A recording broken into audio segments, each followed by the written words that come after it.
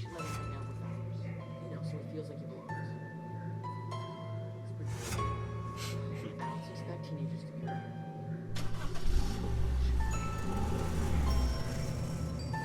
Closer, okay? Cassie's having the same animal, and Rachel's with him. There's a lot of things in the dream. No, I hate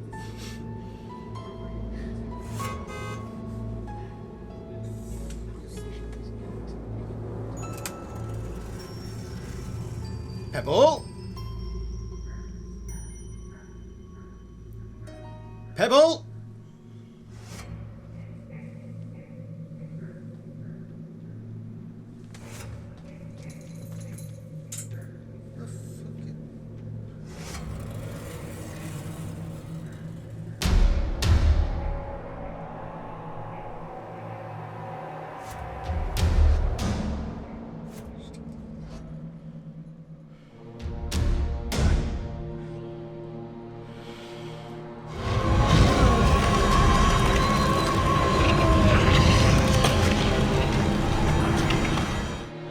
Something's fishy around here, and I'm gonna find out what.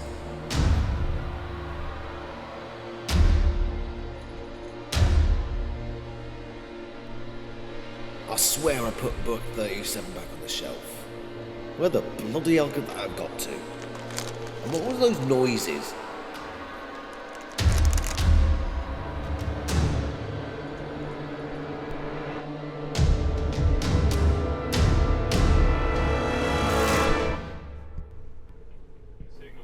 My Fluffer McKitty nose can smell something round here. I know there's something. And god damn it, I'm gonna find it.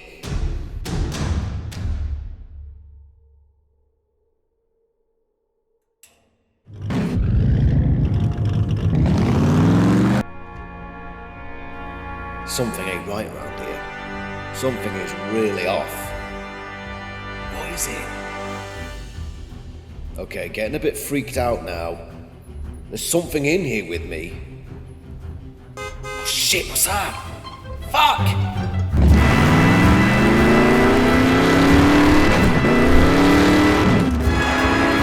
It's a Honda Jazz! Fucking leg it!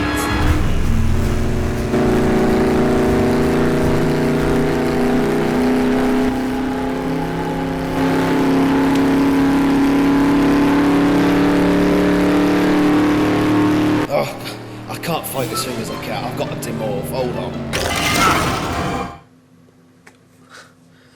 Bear with me.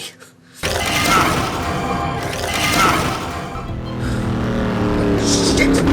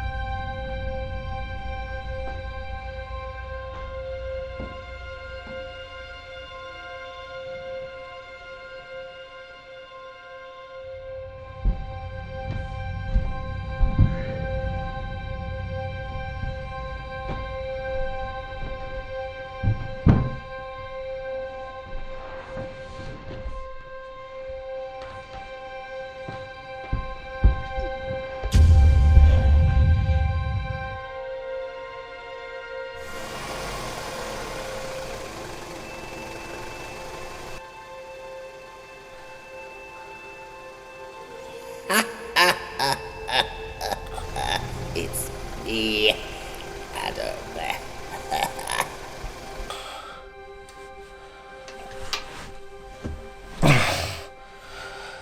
I bet you were never expecting me to come back. Not after the damage you did to my pages. You British fuck. I knew it was you. And not just because you're missing off the shelf. I know why you want this. I know why you want to kill me. You've been wanting to kill me for years. And why? Because I broke you, didn't I? I broke you. And you can never forget it, could you? Never! You can't just let things drop. You just have to hold it into your dense little mind. Why don't you just let it drop, for fuck's sake? Let it drop! Instead, you have to come for me, don't you? You have to ambush me in my own bloody home. Let it drop.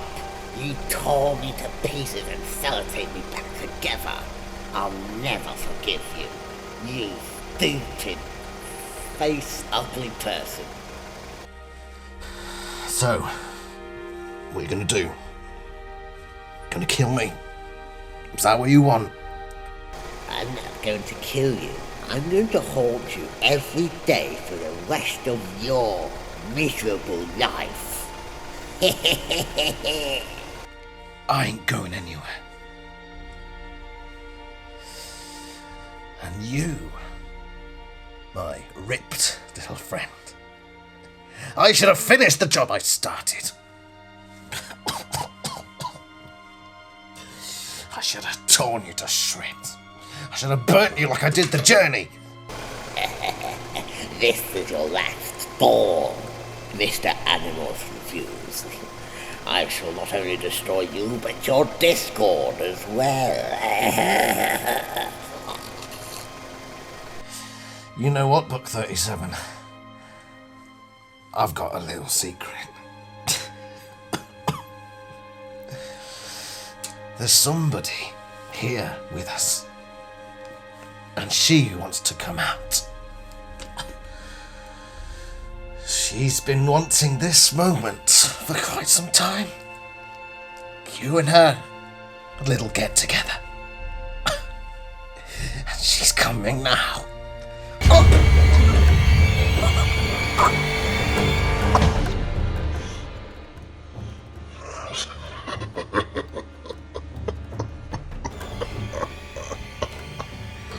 We meet again, Book 37. Oh no, Demon Cassie. My only weakness, apart from decent plots, that is, and sellotape, yes. You underestimated us. My hypocrisy knows no bounds, shows no mercy. Not even to the disgusting likes of you. Now, it's time for you to fuck off. I shall defeat you and that awful British person once and for all. You just see if I don't. I'm here to stay.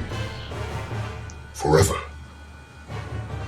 Say goodbye, Book 37.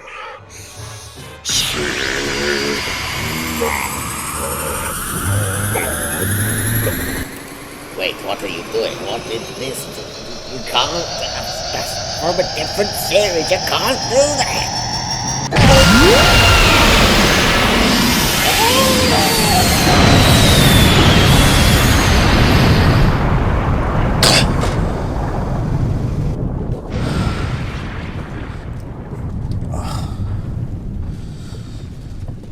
And don't ever fucking come back.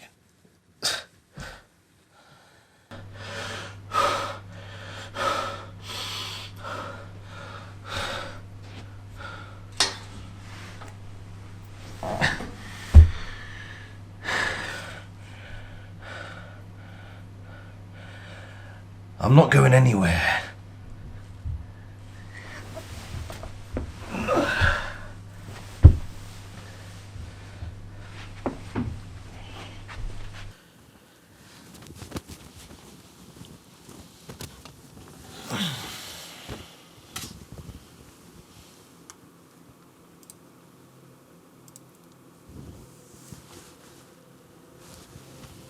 Today on the Animorphs Reviews YouTube channel, we're going over The most gruesome moments of the series.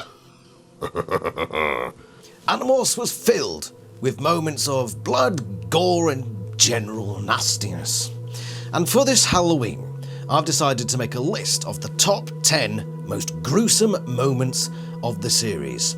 At number 10 on my list is when the Howlers killed the Graffin's children. This came in book number 26, The Attack, and it was a flashback almost. It was more of a memory. So Jake downloaded the memory of the Howlers and all their evil conquests as Cryx sent them on their way To destroying every living thing in the universe. Sorry, I don't know what came over me there. And one of the examples was the Graffin's children. Now, they were supposedly these innocent-looking little furry things that just sort of danced around, yada yada yada. And then the Howlers got involved, and they used their scream attack. Now, instead of just dying as a regular person might wish to, the Graffin's children exploded. They got so overwhelmed by the Howler's scream that they exploded. So you just picture in your heads this scenario unfolding. And I think you'll agree with me, it's pretty gruesome. It's not fun. Except for me, it's very, very fun. Right, I suppose we better move on to number 9. Number 9, the Taxons. Just the Taxons. I mean, think about it. We're so used to Taxons that we almost take their gruesomeness for granted at this point. Massive, enormous bug, worm, centipede things that are described as these sort of sloshing, wobbling vehicles of doom and despair, with these awful mouths at the top, these jelly red eyes, and they just go around eating everything in sight. And they're pretty messy eaters, I think you'll agree. And they eat each other, they eat the enemies, they eat small animals like bobcats, for example. They're strewn throughout the series. And even when they're killed by the Animorphs, it tends to be much like the Graffin's children. They just sort of explode on impact. They're about as effective as wet paper bags, let's be honest.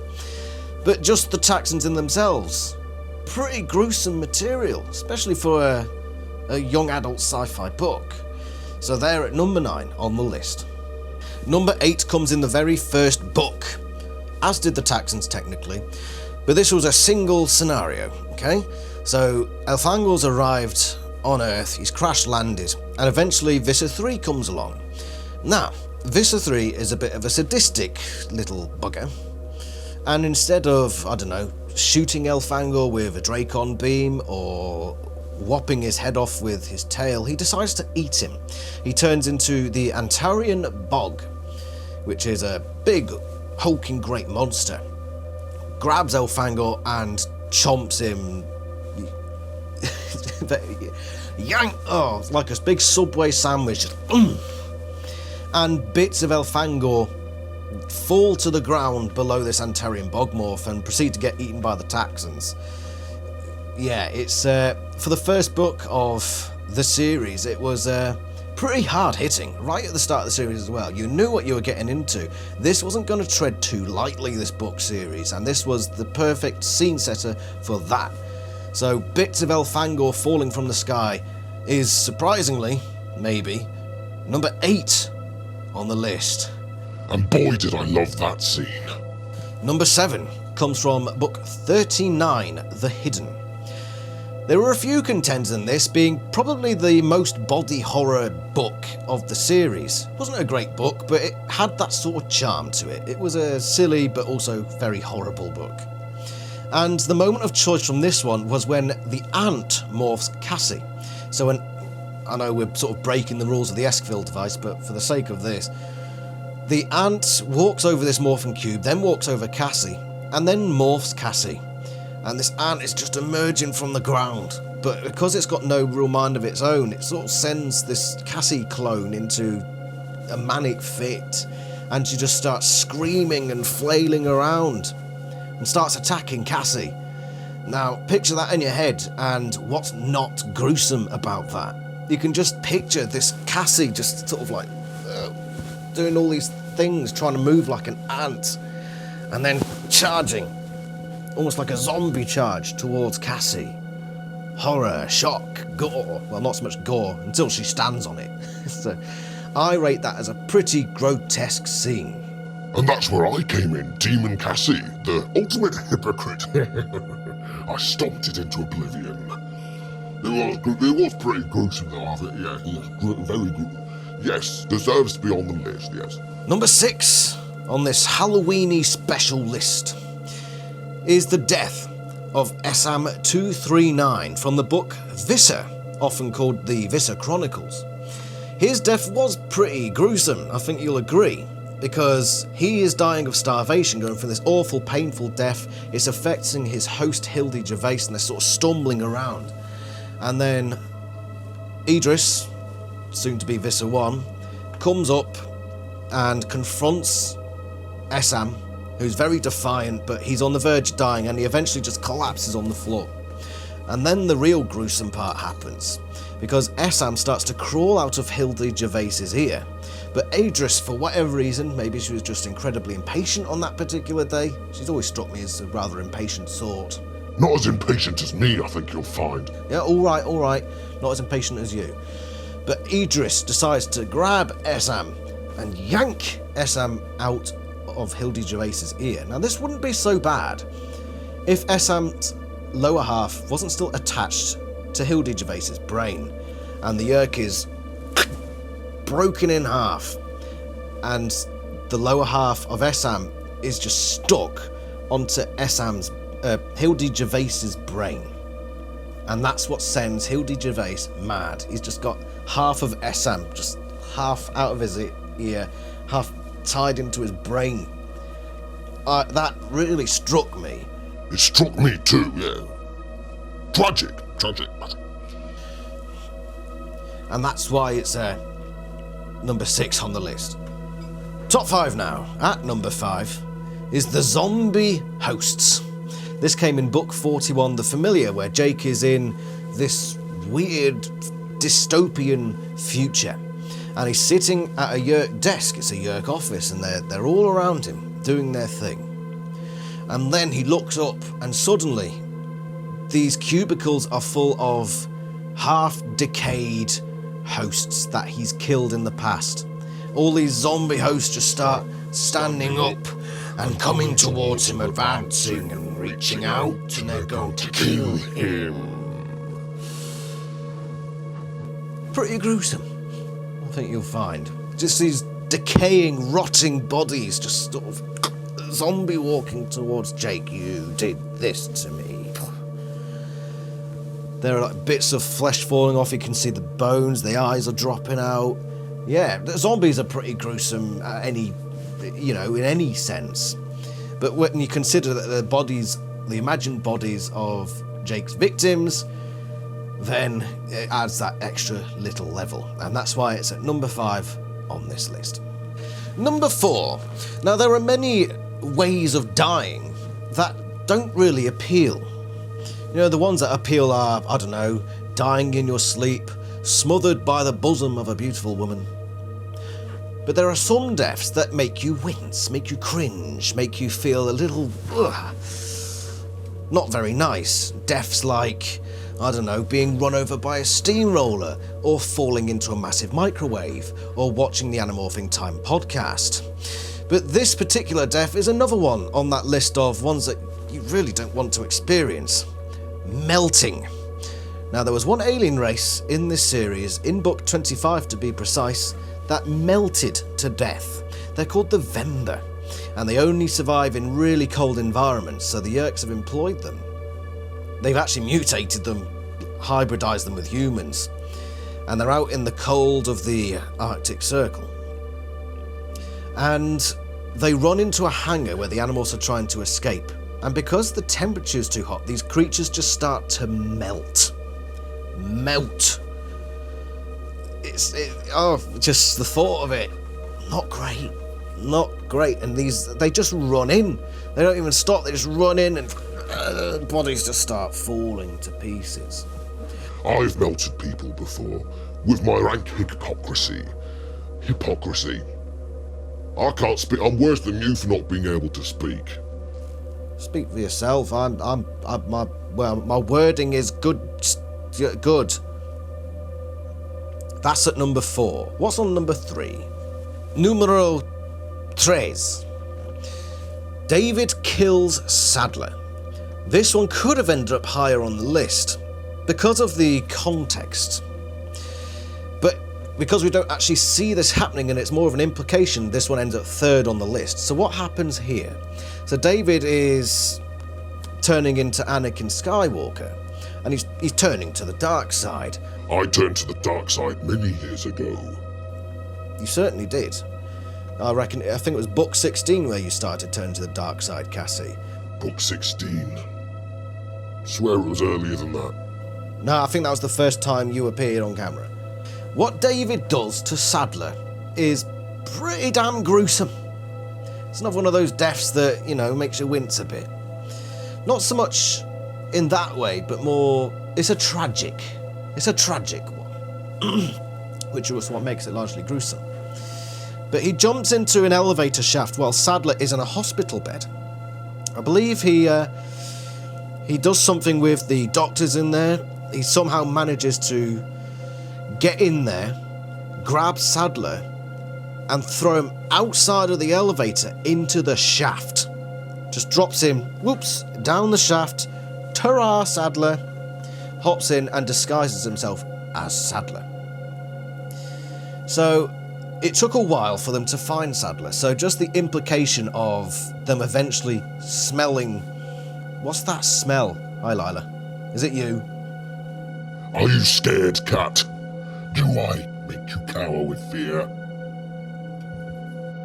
Good. My evil knows no bounds. So, yeah, the smell coming up for the elevator shaft, and they'd eventually find Sadler's decaying corpse at the bottom of this elevator shaft. Just the fact that this is a kid who's ill, whose parents are worried about him, shoots this right up the gruesome scale. But it was only implied, we never actually saw it, so it doesn't quite reach the top. What does reach the top? Let's find out. At number 2 is Father's Collection. A pretty horrific scene. So, Tumin is a Ketran, and he's escaped on a ship with a small crew with some of his friends who we've gotten to know through the first part of this book. And then things take a rather tragic turn, because they descend upon a planet after searching so long through space trying to survive, and they think something's going on this planet that we can't quite find out. And they go down and they crash under this weird liquid stuff. It's a weird planet. And then when Tumin wakes up from unconsciousness, he looks around and he sees all around him are his friends. But they're not alive anymore. They're dead. Stuffed with tentacles and hoisted and put before him like some horrific mannequin collection. I suppose that's a way of describing it. Basically, Father he's got all these tentacles and what have you, and he just wraps them around these dead bodies and sort of, what's that film where the stuff comes out of the television and just sort of infiltrates people and becomes one with them and just hoists them up in the air. Almost like they're alive, but they're not. They're dead bodies just floating around. And Tumin is living with these bodies just floating around him, and it's just creepy. Creepy. Zoiks, jinkies, all those words to describe this particular scenario. Just picture all these dead bodies hanging around him all this time, and he's just here, alive, amid all of his dead friends, watching down on him, but not truly watching. Gruesome? I think so. But not at the top of our gruesome list. At the top of the list is another collection. Sort of similar, but I think far, far worse. It's the Nartek collection. Book 36, The Mutation. We find this underwater civilization, basically like Atlantis, and it's deep underwater. The Nartek Society, led by Queen Soka. And what do they do? Well, for many, many years, centuries, they've been taking ships from the surface. Ships that have crashed, or they're sinking, or they've probably just nabbed them like a Bermuda Triangle sort of thing, except on the other coast. They take these ships and the entire crew, dead or alive, take them into a sort of torture chamber or a factory, and while they're still alive, excavate them, and stuff them back up and put them up as museum collections.